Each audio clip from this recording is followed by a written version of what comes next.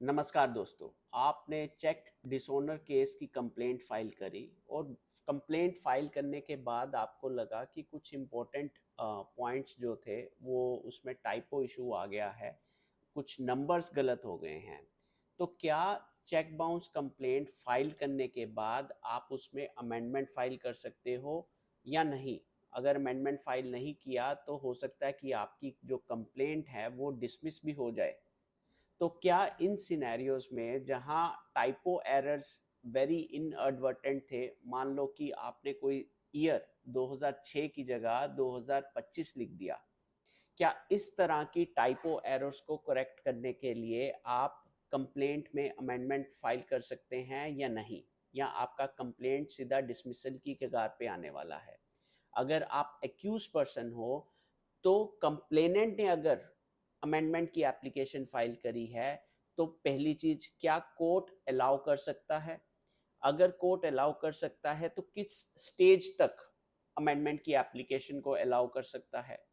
क्या for example कि आपका क्रॉस एग्जामिनेशन भी कंप्लीट हो गया तो उसके बाद अगर कंप्लेनेंट अमेंडमेंट की एप्लीकेशन मूव कर सकता है, तो फर्स्टली क्या कोर्ट के पास पावर्स होंगी इस अमेंडमेंट एप्लीकेशन को एंटरटेन करने की?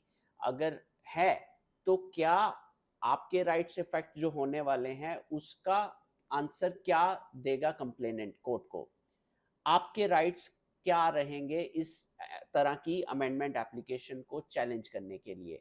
आज हम इस वीडियो में इन्हीं क्वेश्चंस को डिटेल में समझने की कोशिश करेंगे in view of the judgement of the honourable supreme court in the matter of Bansal milk chilling centre versus Rana milk food private limited. ये जो जजमेंट थी ऑनरेबल सुप्रीम कोर्ट की दो जज बेंच की जजमेंट थी, और ये जजमेंट आया 25 जुलाई 2025 को। इस वीडियो में हम इस जजमेंट के ब्रीफ फैक्ट्स को समझने की कोशिश करेंगे, उसकी टाइमलाइंस क्या हैं, कैसे ये मैटर ऑनरेबल सुप्रीम कोर्ट तक पहुंचा, और ऑनरेबल सुप्रीम कोर्ट के पास क्या कोर इशू आया जिसको ऑनरेबल सुप्रीम कोर्ट ने एड्रेस किया, एनालिसिस किया, एंड देन जो फाइनल ऑपरेटिव पोर्शन इस जजमेंट का क्या था और क्या प्रिंसिपल्स अगर एस्टेब्लिश हुए in regard to the amendment of a criminal complaint under section 138 of the NI Act, उसके रिस्पेक्टिव में क्या प्रिंसिपल्स एस्टेब्लिश हुए उनको हम समझने की कोशिश करेंगे फ्रॉम बोथ द साइड्स। अगर आप कंप्लेनेंट हो तो आपको क्या ध्यान में रखना है अपनी अमेंडमेंट की एप्लीकेशन मूव करते हुए, और अगर आप एक्यूज हो तो आपको कौन से फैक्टर्स को ध्यान में रखना है इस अमेंडमेंट एप्लीकेशन को अपोज करते हुए। और इस वीडियो में आगे बढ़ने से पहले मेरी आपसे एक रिक्वेस्ट है कि अगर आप ऑनरेबल सुप्रीम कोर्ट की रीसेंट जजमेंट्स को चेक बाउंस के रिलेशन में समझना चाह रहे हो तो हमने हमारी इस वीडियो के डिस्क्रिप्शन बॉक्स में प्लेलिस्ट का लिंक दे रखा है, जिसमें हमने जो ऑलरेडी वीडियोस अपलोड कर रखी हैं चेक बाउंस के मैटर्स में इन view of the recent judgements of honourable supreme court, उसको आप गो थ्रू कर सकते हो। एंड आप इस चैनल को सब्सक्राइब कर सकते हैं सो दैट आपको रेगुलरली हम जो रिसेंट और न्यू वीडियो अपलोड करते हैं उसकी इमीडिएटली नोटिफिकेशन आपको पहुंचे। तो चलिए अब हम इस केस को, इस मैटर को डिटेल में समझने की कोशिश करते हैं, एंड क्या लर्निंग मिलेगी इस जजमेंट के गो थ्रू करने पे। Let's now move deeper into this judgment. So ये जो जजमेंट थी वो एक क्रिमिनल कंप्लेंट जो फाइल होती है, क्रिमिनल कंप्लेंट में लगभग 14 लाख के 3 चेक्स थे जो डिसऑनर्ड होते हैं। इन चेक्स के डिसऑनर्ड होने के बाद जो भी NI 138 की जो मैंडेट था कि स्टैट्यूटरी नोटिस इशू करना है और फिर वेट करना है 15 दिन के लिए, और उसके बाद अगर पैसे नहीं मिलते तो 30 डेज के अंदर अंदर आपको क्रिमिनल कंप्लेंट फाइल करनी है। उन इश्यूज के ऊपर तो complainant was absolutely bang on, कोई दिक्कत वाली बात नहीं थी। लेकिन दिक्कत वाली बात कहाँ पे थी जो हम अभी समझने की कोशिश करेंगे। कंप्लेंट तो 8 अप्रैल 2022 में फाइल हो गई, जब सम्मन्स इशू हो गए, सम्मन्स के बाद एक्यूज्ड अपेयर भी हो गए। अब ट्रायल के दौरान कंप्लेनेंट ने अमेंडमेंट एप्लीकेशन फाइल करी किस स्टेज पे फाइल करी वो इम्पोर्टेंट है। फाइल्ड पोस्ट चीफ एग्जामिनेशन, उसने अपना जो एग्जामिनेशन इन चीफ था वो अपना जो एविडेंस था वो टेंडर कर दिया था, लेकिन cross examination of the complainant अभी कंप्लेनेंट या कंप्लेनेंट का विटनेस के क्रॉस एग्जामिनेशन अभी शुरू नहीं हुए थे। उससे पहले ही कंप्लेनेंट ने अपनी अमेंडमेंट की एप्लीकेशन फाइल करी। हम समझेंगे कि क्या थी वो अमेंडमेंट। और अमेंडमेंट में बोला कि एक टाइपो एरर आ गया है। नॉर्मली कंप्लेनेंट ने देसी घी वर्ड यूज़ किया था, उसकी जगह पे कंप्लेनेंट देसी घी की जगह उसको as a milk product use करने वाला था। तो इस टाइपो को, देसी घी टू मिल्क प्रोडक्ट को कंप्लेनेंट ने एज ए टाइपो बताया और उसको चेंज करने के लिए अमेंडमेंट की एप्लीकेशन लगाई। अब उसके बाद ये जर्नी जो थी ट्रायल कोर्ट से होते हुए ऑनरेबल हाई कोर्ट के पास पहुंची। एंड हाई कोर्ट ने जब कंप्लेनेंट के अगेंस्ट रूलिंग दे दी, अमेंडमेंट जो थी क्वैश कर दी गई और बोला कि ये कोई टाइपोग्राफिकल एरर नहीं है, ये तो कंप्लेनेंट की एक अटेम्प्ट है जीएसटी का इवेजन से बचने के लिए। इस कारण से ऑनरेबल हाई कोर्ट ने कंप्लेनेंट की जो अमेंडमेंट एप्लीकेशन जो कि ट्रायल कोर्ट में एक्सेप्ट हुई थी उसको तो रिजेक्ट कर दिया। और फिर जब रिजेक्शन के बाद जो कंप्लेनेंट है सुप्रीम कोर्ट के पास पहुंचता है। उससे पहले एक बार क्विकली गो थ्रू कर लेते हैं ट्रायल कोर्ट की रूलिंग के क्या इंपॉर्टेंट पॉइंट्स थे। अगर हम ऑलरेडी डिस्कस कर चुके हैं अभी कि जो स्टेज ऑफ द प्रोसीडिंग्स थी वो क्रॉस एग्जामिनेशन कंप्लेनेंट का भी शुरू नहीं हुआ था। मैटर काफ़ी इनिशियल स्टेज पे ही था, कॉग्निजेंस हो गया था। So if we make a timeline कि इसमें कॉग्निजेंस तो कोर्ट ने ले लिया था, लेकिन जो क्रॉस एग्जामिनेशन था वो अभी शुरू होने वाला था। तो यहाँ पे कंप्लेनेंट ने अमेंडमेंट की एप्लीकेशन फाइल कर दी थी। नेचर ऑफ द अमेंडमेंट ये थी कंप्लेनेंट की साइड से, साहब ये इट्स ए टाइपोग्राफिकल करेक्शन करनी है, हमने देसी घी प्रोडक्ट लिख रखा है उसको हमने मिल्क प्रोडक्ट करना है। ट्रायल कोर्ट ने जो अमेंडमेंट की एप्लीकेशंस थी अप्रूव कर दी थी with this finding that fine it seems to be a typo error only and I am allowing it. लेकिन जब ये मैटर ऑनरेबल हाई कोर्ट के पास पहुंचता है तो हाई कोर्ट के सामने जो एक्यूज पर्सन थे उनका की आर्गुमेंट ये था कि it is not a typographical error.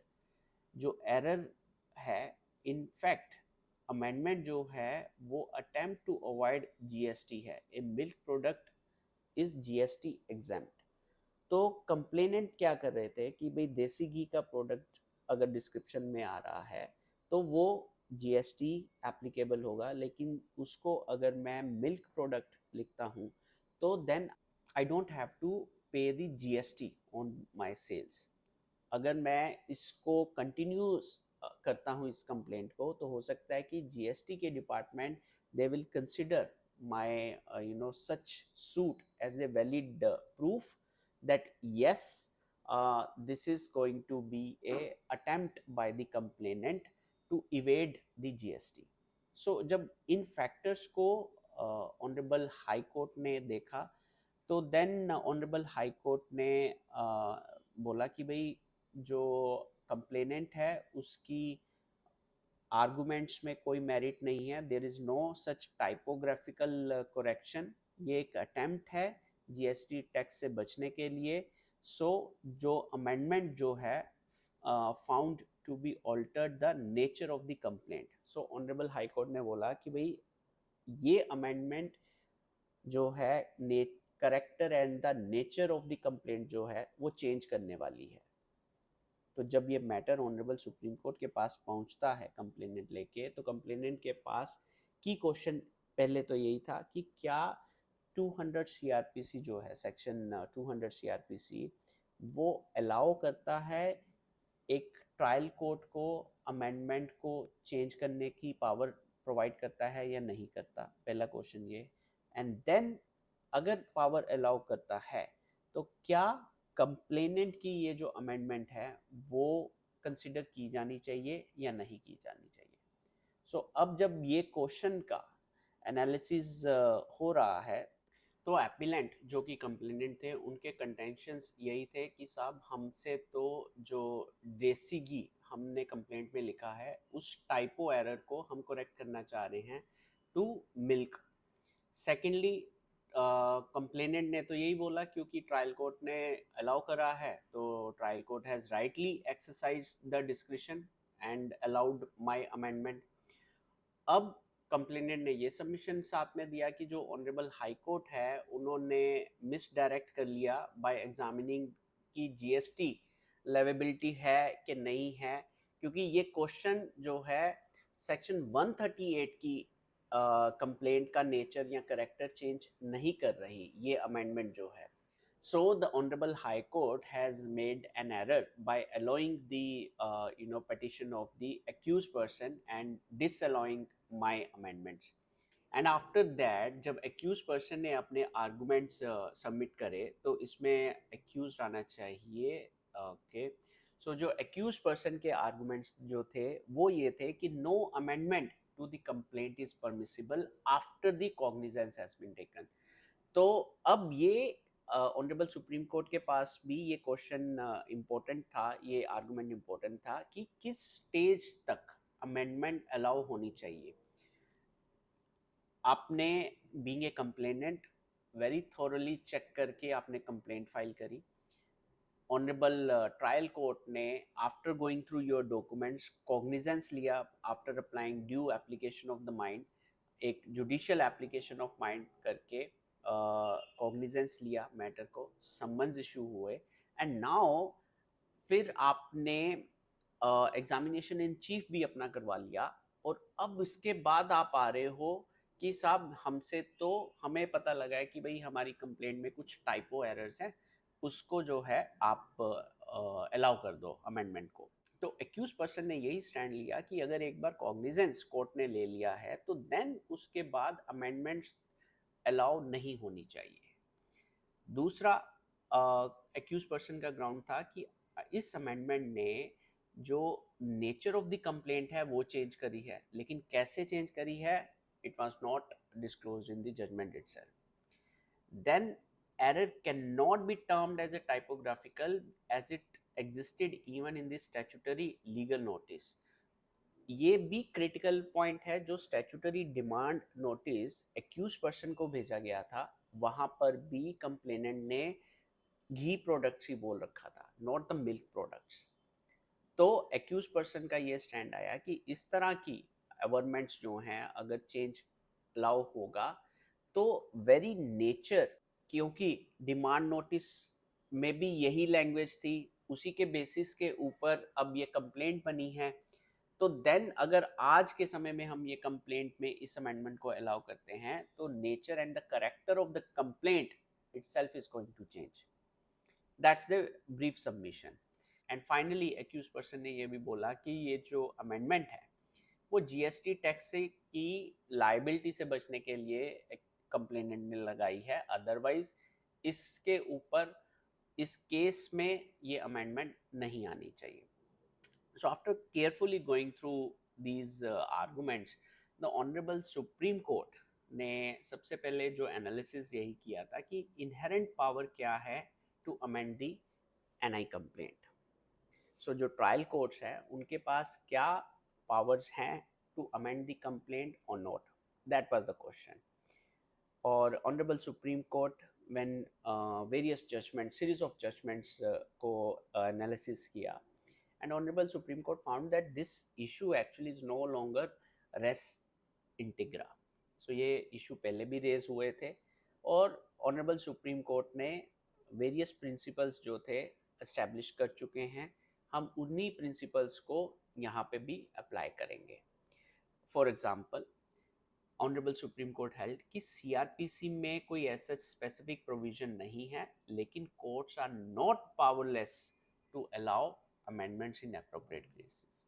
So means a trial court के पास, a court exercising criminal jurisdiction has powers to allow the amendment of a criminal complaint. Second, Honorable Supreme Court went through the judgment of this court only, SR Sukumar versus S. Sunad Raghuram, जिसमें Honorable Supreme Court has held कि amendment may be allowed provided if it cures a curable legal infirmity, and this portion is very important, that it causes no prejudice to the accused. अगर accused को कोई substantial, कोई कोई major हानि नहीं हो रही अमेंडमेंट से, और वो जो अमेंडमेंट है क्योरेबल अमेंडमेंट है, तो then the courts are empowered to allow the amendment. Whereas ऐसे सिनेरियोज में जहां एक्यूज का जो राइट है, accused is going to face severe prejudice during the trial, then the courts are not empowered to allow such amendments. For example, कि आपने complainant के witness का क्रॉस एग्जामिनेशन भी कर दिया, अब उस क्रॉस एग्जामिनेशन में कुछ लैकुनास ऑब्वियसली फाइंड किए कंप्लेनेंट ने, इस स्टेज पे कंप्लेनेंट एक अमेंडमेंट लेके आ रहा है. Definitely this kind of amendment to cure lacunas in the complaint is not allowed. Another scenario is कि मान लो जो कंप्लेनेंट है वो अमेंडमेंट्स के थ्रू चेक्स की डेट के ऊपर क्वेश्चन रेज कर रहा है, कुछ उसमें मॉडिफिकेशन करना चाह रहा है, स्टैट्यूटरी नोटिस पीरियड को प्ले करने की कोशिश कर रहा है, राइट? तो then such amendments are not allowed because it will cause a severe prejudice to the accused person. तो ऑनरेबल सुप्रीम कोर्ट का एनालिसिस अगर हम देखें, the key test to allow the amendment becomes is prejudice to the accused. This is a core test. अगर accused को prejudice हो रहा है इवन एट द स्टेज, चाहे वो आफ्टर द कॉग्निजेंस भी हो, before start of the cross examination, then the court may have to see whether they have to very carefully examine such amendment applications. Okay, so section 216 and section 217 empowers the court to alter the charges, even it safeguards the accused by permitting recall of the witness to prevent prejudice.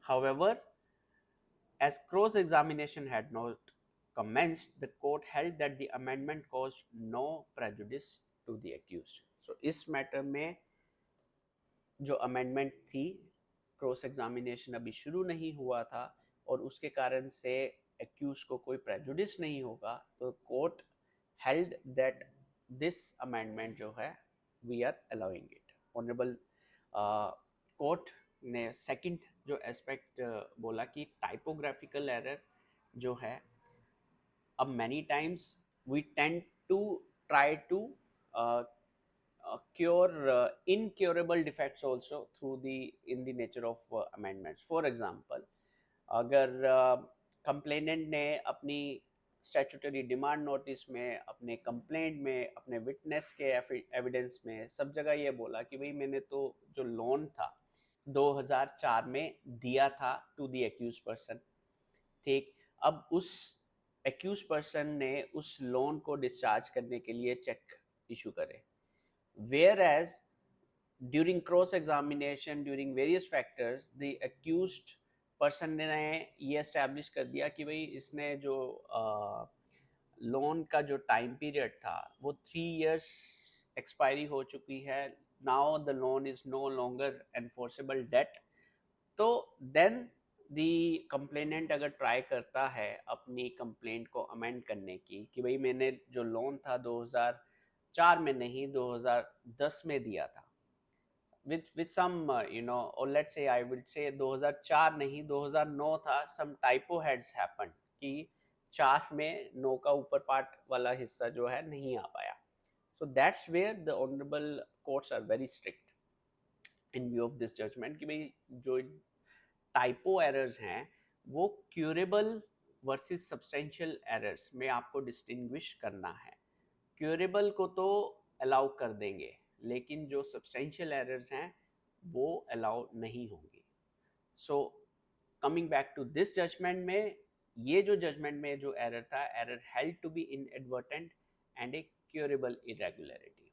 So honourable supreme court held that ये जो requirement आ रही है कि भाई GST tax को evade करने के लिए कंप्लेनेंट ने ये अमेंडमेंट लाई है। सो Honorable Supreme Court held that High Court completely misdirected itself by examining GST issues, जो कि 138 NI Act के मैटर में such amendment is not going to alter the character and the nature of the 138 NI complaint. So, Honorable Supreme Court held that amendment held not to alter the nature and the character of the complaint. Hence, the final we will see operative portion also. Honorable Supreme Court went through various past judgments of this Supreme Court only, and after going, you can have a look on of these judgments, and these judgments will help you to understand the various scenarios under which a criminal complaint may be amended. And final verdict in this matter is Honorable Supreme Court allowed the appeal, and High Court judgment was set aside. Trial court judgment was restored with the directions to the trial court, to proceed expeditiously, and then the parties are granted liberty to recall witnesses.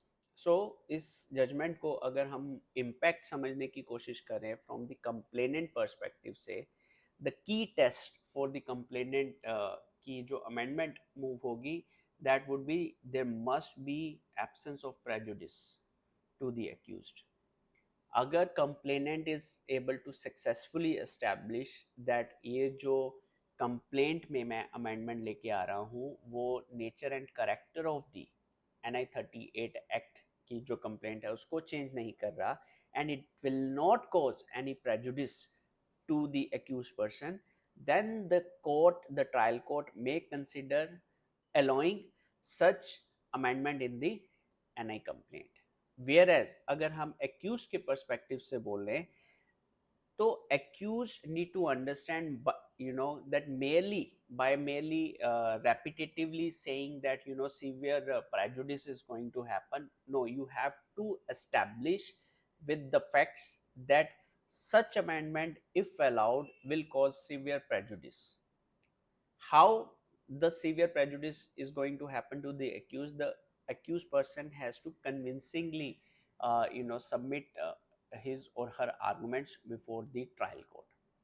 So as we have already discussed that अगर cross examination हो चुका है और उसके बाद complainant लैकुनास को fill करने के लिए अमेंडमेंट एप्लीकेशन लेके आ रहा है, तो definitely severe prejudice is going to cause to the accused person.